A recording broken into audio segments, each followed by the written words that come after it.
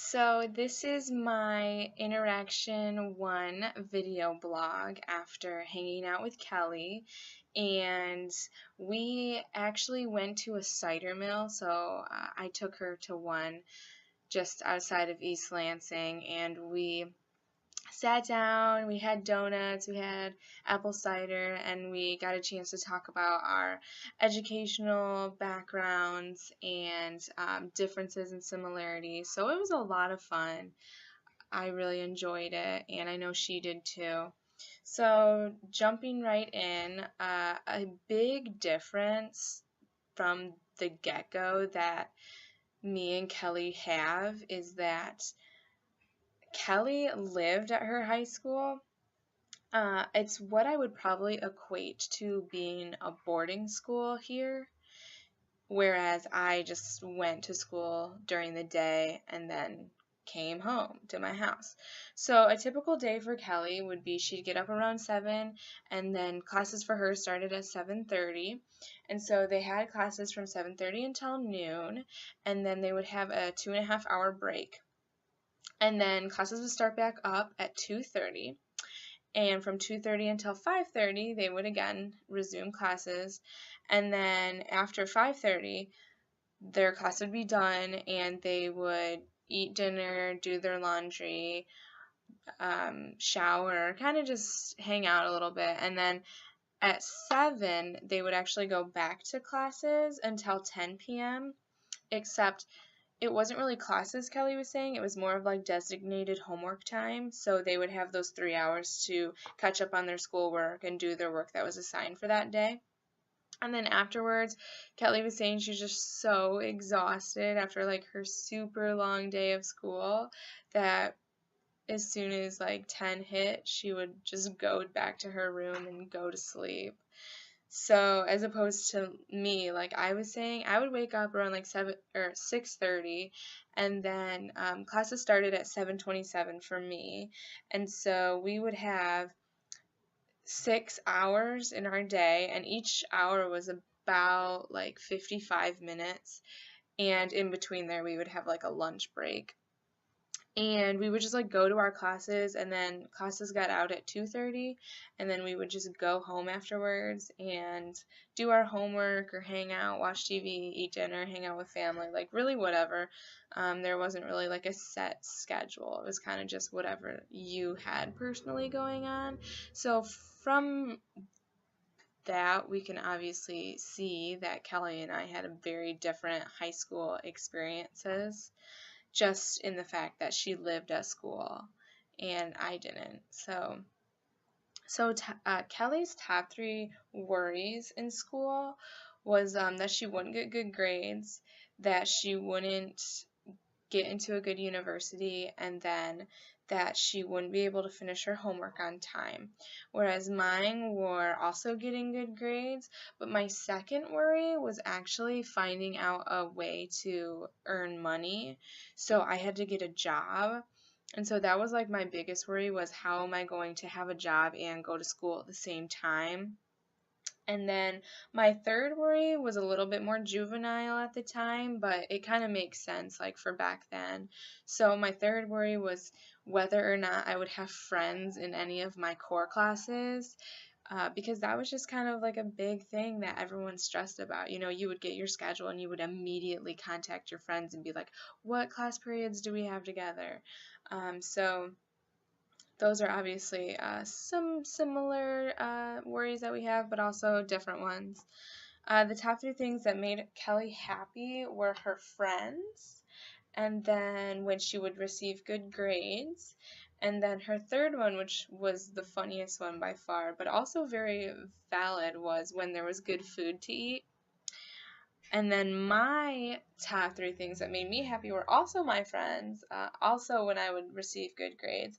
But then, like, really, at the time, the biggest thing that made me happy was Fridays, like when we got to get out of school early and go home for the weekend. Like, that was just always the best part of my week. So, big tests. Kelly said that they would have their exams or their tests, and usually they would study about I don't know, a couple hours each day, and they would study weeks in advance. And so, they really would take a lot of time to prepare for exams. Whereas me, I would probably study like a couple days in advance, and sometimes, like, if I couldn't get to it because I had other stuff going on, sometimes I would study the night before. And so obviously our study habits are pretty different as far as what we were both like doing in high school. So also a big difference that Kelly was telling me about is in China they have something known to Americans. I guess the American term for it would be the tall exam. And so, like, this is the test that pretty much determines like your educational future in China. And so it's a lot of pressure for students in China, because if you don't score well on it, then it kind of ruins your chances for getting into a good university. And so students in China will spend, you know, obviously months trying to prepare for this exam, and you can only take it once. And so Kelly was saying she had a few friends who didn't score well enough on it, or they didn't like their score, so they would repeat their last year of high school in order to take the test again and hope for a better score. So obviously in America we really don't have something as high stakes as that. Like, we have the SAT and ACT, but you can retake it multiple times, and even if you don't score that well on one of those tests, you can always find a college that'll accept you. So especially if you go to like community college here, then actual universities don't tend to look at your SAT or ACT scores. So obviously that's like a huge difference for us. And then the one last thing I really wanted to point out was Kelly's interpretation of college versus my interpretation of college. And so basically, Kelly was telling me that for her, college is kind of like what high school is like for me, and then what college is like for me is what high school was like for her. So, to kind of elaborate on that a little bit, basically, Kelly said her high school was just so rigorous and tough and demanding that it's kind of like what an American might be feeling like in college now. Because, here, college, if you're so used to high school, it's demanding, it's tough, it's harder classes. And for her, she was kind of used to that already from her high school experience. So, college here for her really isn't all that different. And for her, she actually said, it's a little bit easier. So I definitely think that speaks volumes about maybe like the way, our educational systems prepared us for college. So my thoughts and feelings during this whole interaction and process, I think were pretty standard. Basically, I find this whole thing just like incredibly interesting, and I really, really enjoy it. And I just love getting to know Kelly and like learning more about her culture and her educational upbringing, because it's just so different from mine. And so, when I was asking her questions, it was easy for me to kind of generalize maybe what I thought her answers would be like, when in reality they were nothing like what I thought they were going to be, because I'm so used to what I went through that I found myself like pushing that onto her, when really like that was not anywhere near the case.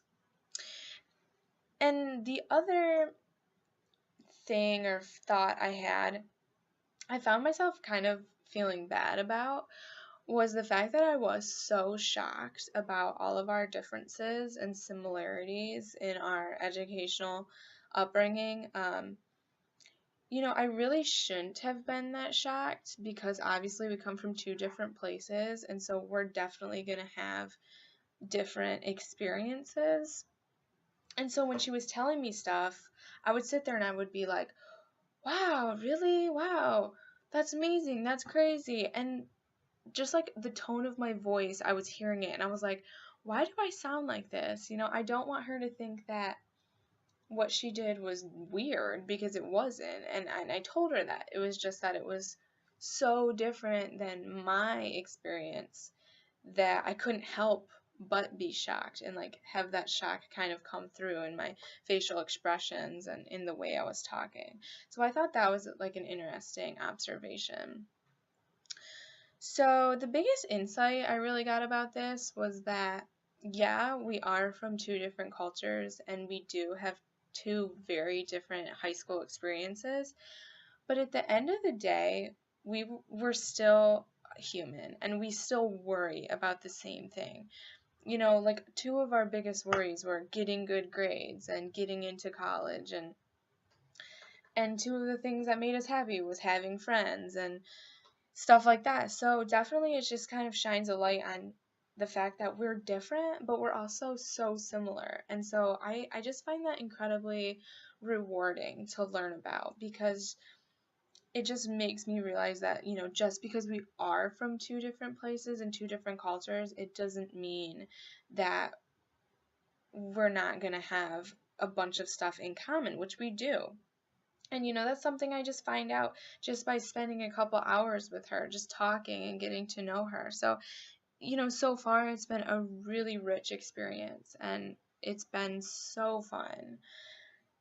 It's just, kind of just to recap, I would say, I've just been so amazed at, even just in the short amount of time that we've been hanging out and getting to know each other, how much that we're really enjoying each other's company, but how much we're also enjoying learning about the other person's experiences. Because just as much as I'm interested in Kelly's experiences, she's also really interested in mine.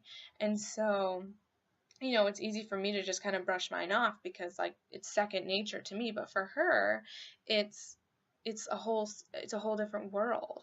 And so, it's a lot of fun to get to see my reactions to her experiences, but also her reactions to my experiences. So I'm really excited for the next interaction, and I think it'll be a lot of fun. I'm really looking forward to it. So until then, this is goodbye.